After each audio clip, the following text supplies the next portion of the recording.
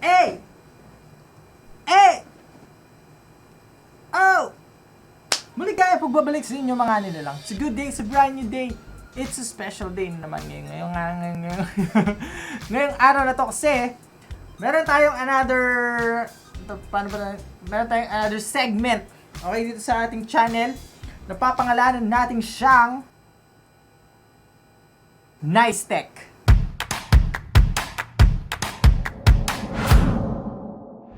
Okay, ito yung mga the unusual gadgets and mga tech na makikita natin dyan. It's either mura, mahal, o mahal kita. So sa ngayon, meron akong 5 items dito, 5 gadget na galing po sa Japan Homes. Bawat isang item guys is 88 pesos. So titignan natin kung sulit ba yung ating 88 pesos sa kanila. Kaya huwag na natin patagalin pa. Excited na ba kayo? Excited na rin ako eh. Let's do this, yo!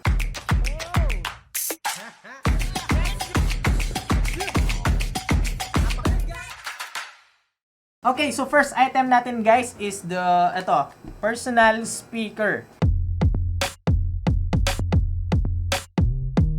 Ayan, isang napakaliit na speaker guys, which is 3.5mm yung kanyang jack. Let's see kung okay ba siya sa ating pandinig. So 1 meter, ayan, 1 meter. Tingnan natin kung talaga naman talaga. Oo, abot siya ng 1 meter guys. So ito na yung itsura niya. So choco. Then sa likod is choco din. Is it sulit or is it sungit? Test muna natin yung music dito sa mismong speaker ng phone. Full volume to guys ah. Okay, then insert na natin yung ating speaker.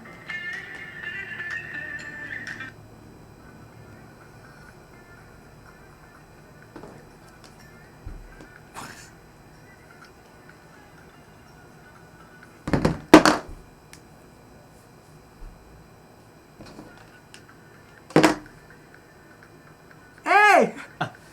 Guys! Hindi ko alam kung naririnig niyo yung naririnig niyo ba? Grabe. Sulit ba ang yung 88 pesos kay personal speaker? No!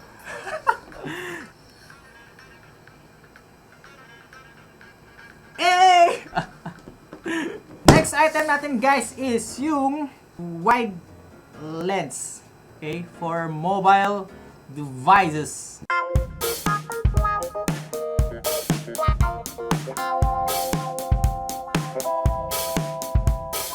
Wide angle and macro lens for smartphone. Tignan na lang natin, no? Kasi alam naman natin lahat what is smartphone lens. Okay, so ito na siya guys.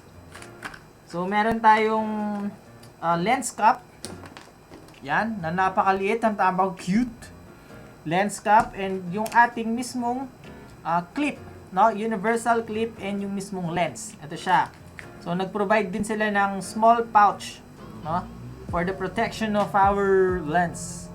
So ito siya, and then yung lens niya guys is bakal, no? Aluminum.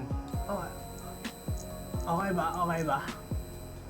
Hey! Let's go! Here we go!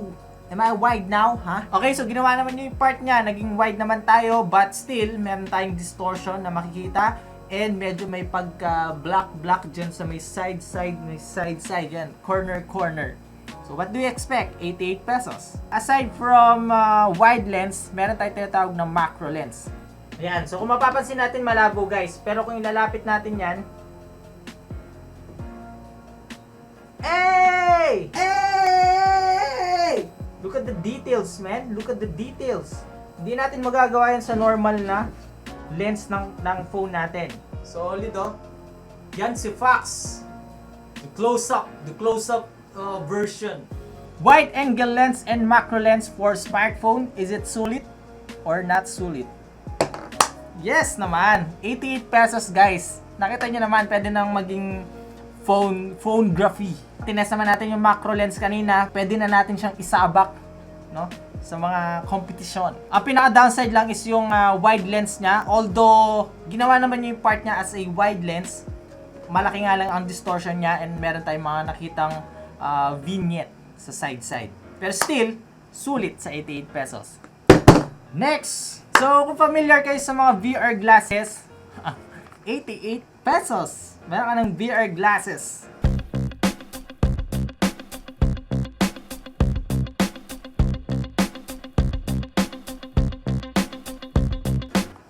Ayan. So, 3D VR. Yan, number 1. Then, number 2, set up the 360 video. Number 3, clip. And then, number 4, yun na. Hawakan mo lang siya, guys. Wala siyang parang salamin na pwede mo siyang isuot. So, hahawakan mo talaga siya dahil 88 pesos nga lang naman, di ba? So, ito na yun. Hey! So, ito na yung mismong glass niya, guys. So, as you can see, medyo hindi ko maintindihan yung kanyang lens. And then, ito yung mismong clip para maklip natin yung mismong phone. Yan! Okay? So, yan yung itsura niya, guys. Ganyan siya. Hey! Woo! Solid! Pwede na. Okay siya, guys, oh. Grabe. Napakasimple lang ng setup. Makakanood ka na ng 360 VR. Okay siya. Hindi mo na kailangan i-adjust to, no? Okay, so 88 pesos. Sulit ba sa ating 360 VR? Yes! Sulit na sulit, guys. Pwede ko tong gamitin, no? Anytime, anywhere.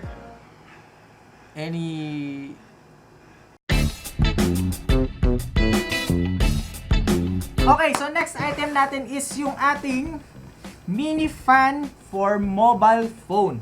Okay, this is from Usams.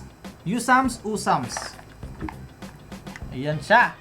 So for 88 pesos, is it sulit or not? Let's see. So yung ginawa ko is for Type-C dahil yung aking Huawei is Type-C, yung kanyang port. So ayan siya, color black. So meron pang ibang kulay like green yata, red, and orange. So Type-C. Then, pa-curve siya kasi nandito yung motor niya, guys. No? Para umikot yung ating fan. Hindi siya plastic, guys. So, hinaluan siya ng rubber. Pero itong body niya is plastic. So, let's see. Connect lang natin yung ating propeller. Oh! Ayan. So, very useful to, guys. So, this one can help you to refresh while in the middle of hot temperature. Hindi siya masyadong malakas, guys, pero naglalabas siya ng hangin, which is good kasi yun naman talaga yung kanyang use, no? Para maglabas ng hangin.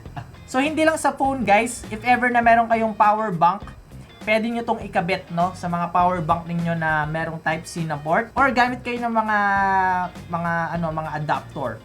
For 88 pesos, is it sulit or is it not? It's not sulit. Yes, it is, no? Very useful siya, guys, lalo na dito sa ating Pilipinas, no? Sa ating mahal na bansa.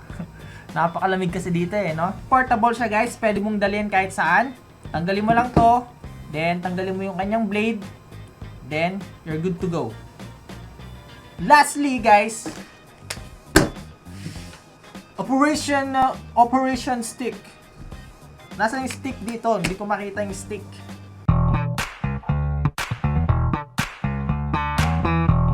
Naman, guys, is para sa mga nagmo-MOBA dyan or sa mga nagba-battle royale game.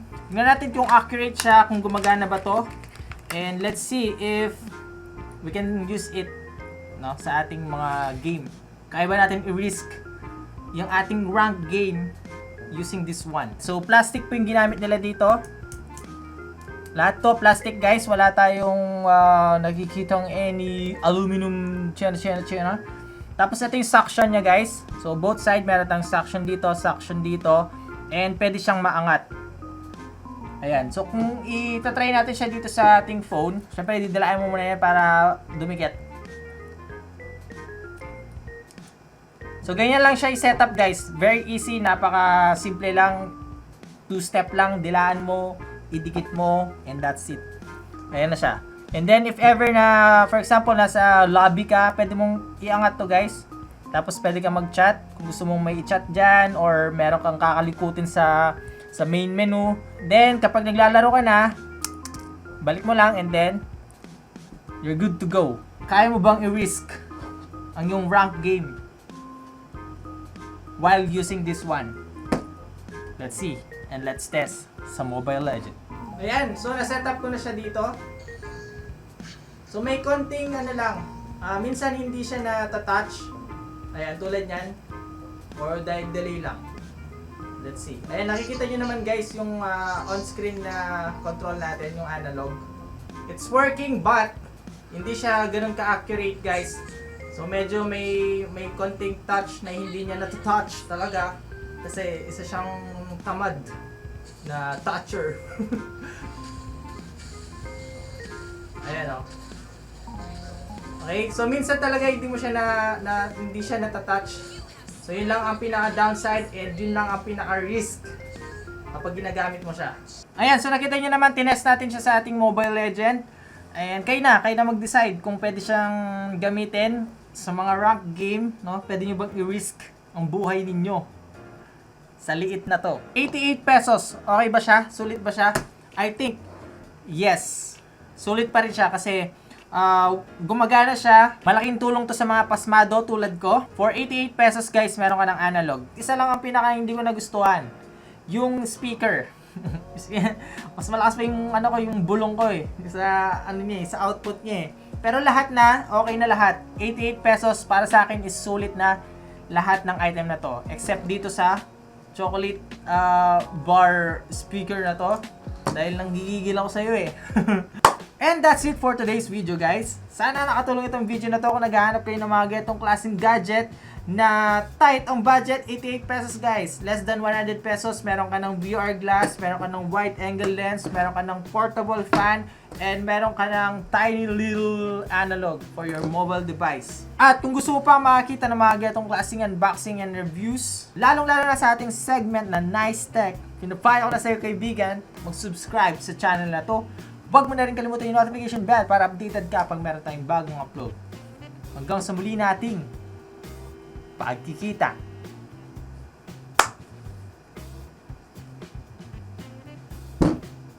Nice.